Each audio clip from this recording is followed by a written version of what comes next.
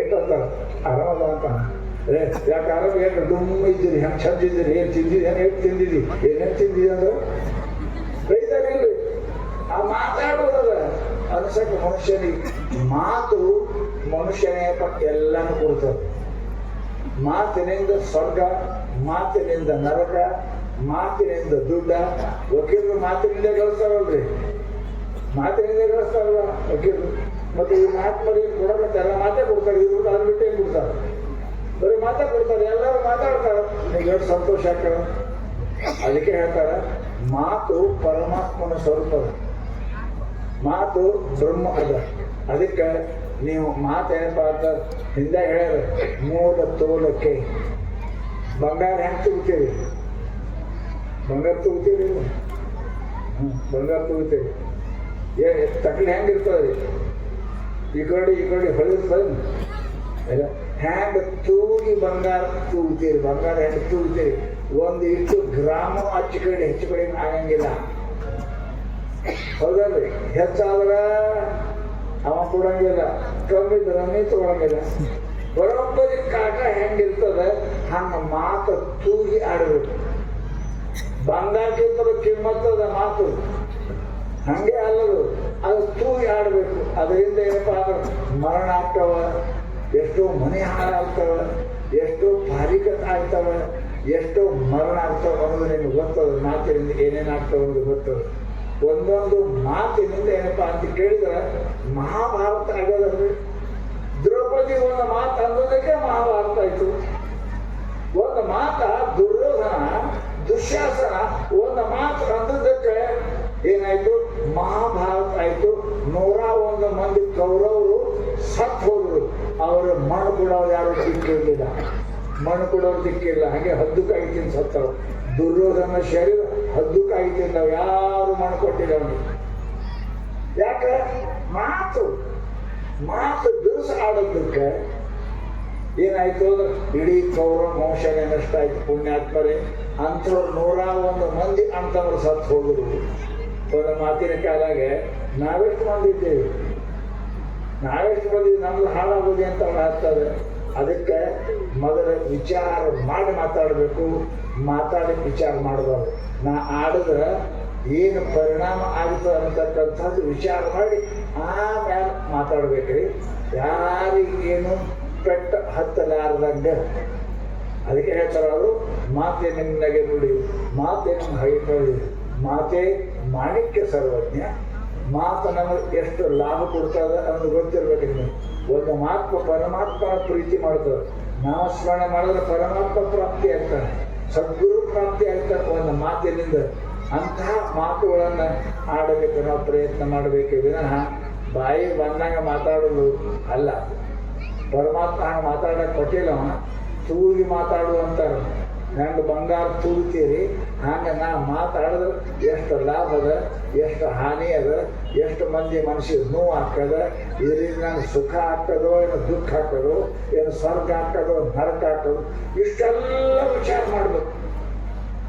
ಅದಕ್ಕೆ ಹೇಳಿದ್ರಿ, ನುಡಿದರೆ ಮುತ್ತಿನ ಹಾರದಂತಿರಬೇಕು, ನುಡಿದರೆ ಸ್ಫಟಿಕದ ಸಲಾಕೆ ಅಂತಿರಬೇಕು, ನುಡಿದರೆ ಮಾಣಿಕ್ಯದ ದೀಪ್ತಿ ಅಂತಿರಬೇಕು, ನುಡಿದರೆ ಲಿಂಗ ಮೆಚ್ಚಿ ಔದರದೇನಬೇಕು. ನಮ್ಮ ಮಾತಿ ಮಂಗೇನೆ ಮೆಚ್ಚಾಗಿಲ್ಲ, ಲಿಂಗ ಮಾಡ್ಕೊಂಡು ನಮ್ಮ ಮಾತಿಗೆ ಮಂಗೆ ಮೆಚ್ಚಾಗಿಲ್ಲ, ಲಿಂಗ ಕಡೆ ಮೆಚ್ಚೋದು ನಾವು. ಯಾಕೆ? ನಮ್ಮ ಮಾತನ್ನೇ ಅಂತವದಾವ. ಯಾರ ಮನಸ್ಸಿನೂ ಆಗಂಗ ಮಾತು, ಯಾರಿಗಾರೇ ಹಾನಿ ಆಗಂಗ ಮಾತು, ಯಾರೇ ಅಂತಿರ್ಬೇಕು, ಯಪ್ಪ ಹೆಂಗೆ ಎಂತ ಮಾತು ಮಾತಾಡೋದ್ರಿ, ನಾನು ಎದೆಗೆ ಇನ್ನೂ ಒಳಗ್ತದ್ರಿ, ಅವ್ರು ನೋಡಿದ್ರು ನೆನಪಾಗ್ತದ್ರಿ ಅಂತ. ಅಂತ ಮಾತು ಆಡೋದ್ರಿಂದ ಮನುಷ್ಯರಿಗೆ ಲಾಭ ಇಲ್ಲ. ಯಾಕೆ? ಮಾತು ಪ್ರತಿಯೊಬ್ಬರ ಆತ್ಮಕ್ಕೆ ನೋವಾಗಬಾರ್ದು. ಶರಣ ಹೇಳಿದ್ರೆ ಪರಮಾತ್ಮ ಇಲ್ಲೇ ಅದನ್ನು, ಎಲ್ಲಿ ಹಾನು ಪರಮಾತ್ಮ, ಎಲ್ಲಿ ಹಾನು ಬಲ್ಲತ್ತ ಜ್ಞಾನಿಗಳು ಬಂದಿ, ಎಲ್ಲರಲ್ಲಿ ಪರಮಾತ್ಮನ. ಹ್ಯಾಂಗ ಮರಾಠ ಹೇಳ್ತಾರ, ಹ್ಯಾಂಗ ಆಕಾಶ ಎಲ್ಲ ಕಡೆ ತುಂಬಿಕೊಂಡದ, ಆಗ ಪರಮಾತ್ಮ ಎಲ್ಲದರಲ್ಲಿ ಅದಾನ. ಆ ಪರಮಾತ್ಮನ ನೋವಾಗಿ ಎಂದೂ ಮಾತಾಡಬಾರ್ದು. ಪರಮಾತ್ಮನ ನೋವು ಆಯ್ತು ಅಂದ್ರೆ ನನಗೆ ಎಂದೂ ಕಲ್ಯಾಣ ಆಗುವುದಿಲ್ಲ. ಅದಕ್ಕೆ ಮಹಾನುಭಾವರು ಅಂತಾರೆ, ಮಂದಿ ಸಂತೋಷ ಆಗ್ತಕ್ಕಂಥದ್ದು ಮಾತುಗಳನ್ನು ಆಡಾಕಿದ್ವಿ. ಇದನ್ನು ಮಾತಾಡಬೇಡ್ರಿ, ಮಾತಾಡೋದೇನು ಅವಶ್ಯಕತೆ ಇಲ್ಲ. ಅದಕ್ಕೆ ಹೇಳೋದು ಸ್ವಚ್ಛ ಇರಬೇಕು. ಸ್ಫಟಿಕದ ಸರಾಸೆ ಬಹಳ ಮಂದಿ ಮಾತಾಡ್ತಾರ, ಅವರು ಮಂದಿ ಡಬ್ಬಿ ಆಗೋ ಸಲುವಾಗಿ ಮ್ಯಾಲ ಬೇರೆ ಒಳಗೆ ಬೇರೆ ಹಂಗಿರ್ಬಾರ್ದು. ಸ್ಫಟಿಕ ಹೆಂಗ ಒಳಗು ಹೊರಗು ಶುಭ್ರಮೇ ಇರ್ತವೆ, ಹಂಗೆ ಮಾತ ಹೊರಗು ಒಳಗು ಒಂದೇ ಇರಬೇಕು. ಕಲ್ಯಾಣ ಆಗುವಾಗ ಮಾತಾಡ್ತಿ, ಮನಸ್ಸಾಗ ಅವ್ರ ಕಲ್ಯಾಣ ಆಗಲಾಗದೇ ಇರಬೇಕು. ಮ್ಯಾಲ ಮಾತಾಗ ಕಲ್ಯಾಣ ಆಗೋದು, ಒಳಗಡೆ ಅವನು ಡಬ್ಬಿ ಹಾಕೋದು. ಎಂಥವಿದ್ದು ಅಂತ ಕೇಳಿದ್ರೆ ಅವನಿಗೆ ಮೋಸ ಮಾಡಂಗಿಲ್ಲ. ಅವನಿಗೆ ಎಷ್ಟು ಮೋಸ ಮಾಡ್ತಿ ಅದರ 4 ಪಟ್ಟು ನಿನಗೆ ಮೋಸ ಆಗ್ತದೆ.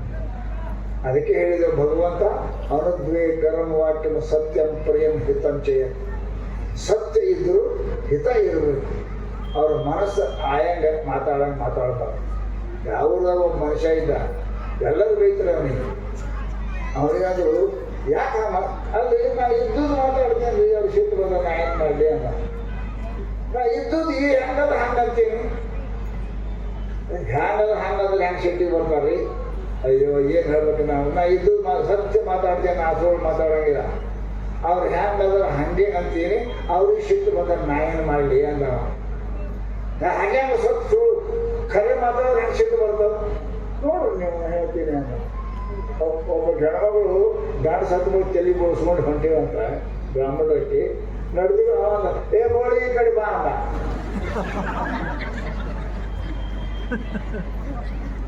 ಆಕೆ ಕಾಲಂದ ತೆಗೆದ್ಲಕ್ಕೆ ಬೈರೆ ಮತ್ತೆ ಕಾಲ ತೆಗೆದು ಹಿಂಗ್ಯಾಕೆ ಹೊಡ್ಯಾಕಂದು. ನಾ ಏನು ಸುಳ್ಳು ಮಾತಾಡಿ ಇದ್ದಿದ್ದೆ ಮತ್ತೆ ಬೋಳಲ್ಲ ಅದು ಬೋಳಿ ಅಲ್ಲ. ಸತ್ಯ ಇದ್ರು ಪ್ರಿಯಂಚ ಹಿತಂಚ ಮುಂದೆ ಬರ್ದಾರ. ಸತ್ಯ ಇದ್ರು ಹಿತ ಇರಬೇಕು, ಪ್ರಿಯ ಇರಬೇಕು. ಇನ್ನೊಬ್ಬರು ಮನಸ್ಸಿನ ನೋವಾಗ ಮಾತಾಡಂಗಿಲ್ಲ. ಕರೆದಿದ್ದ ಕರೆ ಈ ಕಡೆ ಬಾ ಅಂದ್ರೆ, ದಪ್ಪದ ಡುಮ್ಮೆ ಈ ಕಡೆ ಬಾ ಅಂದ್ರೆ, ನಾನು ಬೇರೆ ಡುಮ್ಮೆ ಇದ್ದು ಡುಮ್ಮೆ ಅಂತೀನಿ, ಕರೆಗಿದ್ದು ಕರೆ ಅಂತೀನಿ. ಇಲ್ಲ, ಸತ್ಯ ಇದ್ದರೂ ಕೂಡ ಮನುಷ್ಯನಿಗೆ ಪ್ರಿಯ ಇದ್ದರೆ ಅದು ಬರ್ತದೆ. ಪ್ರಿಯ ಇಲ್ಲ ಅಂದ್ರೆ ಆ ಮಾತು ಪುಣ್ಯ ಕೊಡಂಗಿಲ್ಲ, ಪಾಪ ಕೊಡ್ತಾ ಅಂತ ತಿಳ್ಕೊಂಡು ಮಹಾತ್ಮರು ಏನಂತಾರೆ, ಮಾತು ಬಹಳ ಎಚ್ಚರದ ಇರ್ಬೇಕ್ರಿ, ಯಾರ ಮನಸ್ಸಿಗೆ ಹತ್ತಲಾರ. ಮರಾಠಿಯಲ್ಲಿ ಒಂದು ಮಾತು ಹೇಳ್ತಾರೆ ಜ್ಞಾನೇಶ್ವರ ಮಹಾರಾಜರು, ಬಕಪಕ್ಷಿ ನೀರುಗೋಳಿ ನೆನ ಹಿಡಿತಾವ ನೋಡ್ರಿ, ನೀನು ಹಿಡಿತಾವ ಏನು ಹೊರಗೆ ಕುಂತು ಹಿಡಿತಾವ, ಒಳಗೆ ಹೋಗಿ ಹಿಡಿತಾವ, ಒಳಗೆ ಹೋಗ್ತಾವ. ಆದರೆ ನೀವು ಒಳಗೆ ಹೋಗ್ರಿ, ಮೀನು ಒಂದ ನಿಂದಿರ್ತಾವೆ ನಾವು. ನೀವು ಕಾಲು ಇಟ್ಟರೆ ಒಂದು ಲೆಕ್ಕ, ನೀವು ಹೆಂಗೆ ಕಾಲು ಹಿಡಿತೀರಿ ಪೂರ ಎಲ್ಲ ಕಾಲು ಹೇಳೋದು ಹಂಗೆ. ಪರಂತು ಹ್ಯಾಂಗ ನೀರಾಗ ಬಕಪಕ್ಷಿ ಕಾಲಿಟ್ಟು ನೀರಿಗೆ ಧಕ್ಕೆತ್ತಂಗಿಲ್ಲ, ನೀರಿಗೆ ಅಳಗಾಡ್ತಂದ್ರೆ ಮೀನು ಇದ್ರಾಗ ಓಡಾಡ್ತಾವು. ನೀರು ಅಳಗಾಡ್ದಂಗೆ ಹ್ಯಾಂಗೆ ಹೆಜ್ಜೆಗೆ ಇಡ್ತದೋ ಹಂಗೆ ಯಾರ ಮನಸ್ಸಿಗೆ ನೋವಾದ ಮಾತಾಡೋದು ಎಲ್ಲರಿಗೂ ಬರಂಗಿಲ್ಲ. ಎಲ್ಲೋ ಒಬ್ಬರಿಗೆ ಬರ್ತದೆ, ಮಹಾತ್ಮರಿಗೆ ಬರ್ತದೆ, ಎಲ್ಲರಿಗೂ ಬರೋಕ್ಕೆ ಸಾಧ್ಯ ಇಲ್ಲ. ಹೆಜ್ಜೆ ಇಟ್ಟಿರಬೇಕು, ನೀರು ಅಳಗಾಡಿಬಾರ್ದು. ನೀರು ಅಳಗಾಡಿದ್ರೆ ಮೀನು ನಿಂದ್ರಂಗಿಲ್ಲ, ಹೆಜ್ಜೆ ಎತ್ತಿ ಇಲ್ಲಾದ್ರೆ ಮೀನು ಸಿಗಂಗಿಲ್ಲ. ಹ್ಯಾಂಗೆ ಹೆಜ್ಜೆ ಇಟ್ಟು ನೀರು ಅಳಿಗಾಡಂಗಿಲ್ಲ, ಹಂಗೆ ಮಾತಾಡಿದ್ರೆ ಯಾರ ಮನಸ್ಸು ಅಳಿಗಾಡಿಬಾರ್ದು. ಅಳಿಗಾಡಿದ್ರೆ ಪ್ರೀತಿ ಸಿಗಂಗಿಲ್ಲ, ಮೀನು ಸಿಗಂಗಿಲ್ಲ. ಹಾಗೆ ಪುಣ್ಯಾತ್ಮರೇ ಮಾತಾಡೋಕ್ಕೆ ಎಲ್ಲರಿಗೂ ಬರ್ತದೆ. ಅದು ಮಾತಾಡ್ತಾರೆ ಏನು ಮಾತಾ ಏನಪ್ಪ ಅದಕ್ಕೆ ಮಾತು ನಿಮ್ಮ ನಗೆ ನೋಡಿ, ಮಾತೆ ನಿಮ್ಮ ಹಗೆ ಕೊಲಿ. ಮಾತಾಡಿದ್ರೆ ಹೀಗಾಡಬೇಕು, ಆ ಮಾತಿನಿಂದ ಪರಮಾತ್ಮ ಸಿಗಬೇಕು, ಆ ಮಾತಿನಿಂದ ಮಹಾತ್ಮ ಸಿಗಬೇಕು, ಆ ಮಾತಿನಿಂದ ಪುಣ್ಯ ಸಿಗಬೇಕು. ಅವಕ್ಕೆ ಮಾತು ಅಂತಾರೆ. ನರಕ ಸಿಗಂಗಿತ್ತು, ದುರ್ಜನ ಭೇಟಿ ಆಗ್ತಿದ್ರು, ಅಂಥದಕ್ಕೆ ಮಾತು ಅನ್ನಂಗಿಲ್ಲ. ಅವಕ್ಕೆ ಖಾಲಿ ಪಾಪ ಬರ್ತಕ್ಕಂಥವು ಯಾವ ಕೆಲಸಕ್ಕೆ ಬರಂಗಿಲ್ಲ ಅಂತ ತಿಳ್ಕೊಂಡು ಪರಮಾತ್ಮ ದಯಾಳು ಕಣವಾಳು. ಪರಮಾತ್ಮ ನಮಗೆ ಅವನ 3 ನಮ್ಗೆ ಉಪಯೋಗಪಟ್ಟಾನ. ಒಂದು ದೇಹ, ಒಂದು ಮನಸ್ಸು, ಒಂದು ಬಾಯಿ ವಾಣಿ. ಇವು 3ನ್ನ ಯಾವ್ದಾದ್ರು ಕೂಡ ಒಂದನ್ನು ಹಿಡ್ಕೊಂಡು ಹೋದ್ರಿ ಅಂದ್ರೆ ಮುಡ್ತೀರಿ. ಅದ ದಿಲ್ಲಿ ಬೈ ರೇಲಲ್ಲಿ ಹೋಗಿ, ಬೈ ರೋಡಲ್ಲಿ ಹೋಗಿ, ಬೈ ಪ್ಲೇನಲ್ಲಿ ಹೋಗಿ ಮುಡ್ತಿರ್ಲಿ. ದಿಲ್ಲಿ 3 ಅದಾವ, ಪ್ಲೇನ್ ಅದ, ರೈಲ್ವೆ ಅದ, ಆಮೇಲೆ ರಸ್ತೆ ಅದ. ಹೆಂಗೆ ಮುಡ್ತೀವಿ ಹಂಗೆ ಶರೀರ, ವಾಣಿ, ಮನಸ್ಸು ಶರೀರದಿಂದ ಮಹಾತ್ಮರ ಸೇವೆ, ವಾಣಿಯಿಂದ ಸತ್ಯ, ಮನಸ್ಸಿನಿಂದ ಪರಮಾತ್ಮನ ಚಿಂತನೆ. ಇದರೊಳಗೆ ಯಾವುದೇ ಒಂದು ಮಾಡಿದ್ರಿ ಅಂದ್ರೆ ನೀವು ದಿಲ್ಲಿಗೆ ಮುಡ್ತೀರಿ, ಪರಮಾತ್ಮ ಕಾಣ್ತೀರಿ ಅಂತ ತಿಳ್ಕೊಂಡು ಹೇಳ್ಯಾರ. ಅದರೊಳಗೆ ಇವತ್ತ ವಾಣಿಯಿಂದ ಹೋಗಕ್ಕೆ ಹೇಳ್ತಾರೆ. ನಮ್ಮ ಶರೀರ ಕೃಷಿಯಾದ ಆಗಂಗಿಲ್ರಿ, ಮನಸ್ಸು ಚಂಚಲದ ಆಗಂಗಿಲ್ರಿ ಅಂದ್ರೆ ಬಾಯಲ್ಲಿ ಅದ ಡೊಪ್ಪರಿ ಕೊಂಡ್ರಂಗಿಲ್ಲ. ನೀವು ಬಾಯಿರಿ ಅದೇನು ಪರಮಾತ್ಮನ ಚಾಲು ಮಾಡಿ ಸದಾ ಪರಮಾತ್ಮನ ನಾಮಸ್ಮರಣೆಯನ್ನು ಸದಾ ನುಡಿತಿರ್ಬೇಕು ಬಾಯಿ. ಅದಕ್ಕಂತ ಅವರು ಅಂತಹ ತಪಶ್ಚರ್ಯ, ವಾಣಿಯ ತಪಶ್ಚರ್ಯ ಮಾಡಿದಿ ಅಂತ ಕೇಳಿದ್ರೆ ಪರಮಾತ್ಮ ಬರ್ತಾನೆ. ಹೌದಲ್ಲ, ಎಲ್ಲಕ್ಕಿಂತಲೂ ಬಹಳ ಅನುಕೂಲ ಇದು ಮಾಡ್ಯಾರ. ಶರೀರ ಅಶಕ್ತದ, ಮನಸ್ಸು ಚಂಚಲ.